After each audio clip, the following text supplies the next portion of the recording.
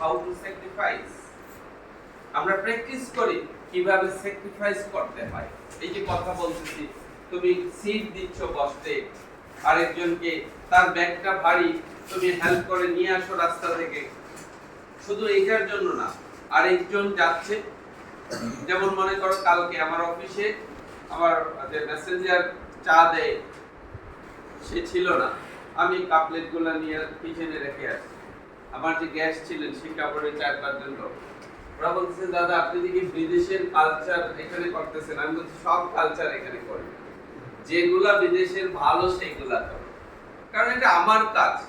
এখন এই কাপলেট যদি আমার মেসেঞ্জার আসা পর্যন্ত আমার সামনে পড়ে থাকে, এটা কি ভালো লাগে? কে খাওয়া শেষ, কাপলেট পড়ে আছে, বুয়া আসবে, তারপর আমি আমার থাল ধুবো, এটা হবে না।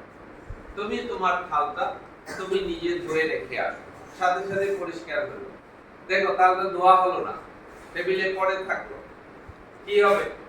তেলাপোকা সুন্দর করে, বা আমার মামুনি তো স্যাক্রিফাইসিং আমার জন্য খাবার রেখে গেছেন, উনি খুব সুন্দর করে ঘুরে বেরিয়ে তেলাপোকা খাইছে, এই সাদা প্লেটে ছড়ে বেড়ে খাইছে, তারপর তুমি আবার এই প্লেটে খাবে।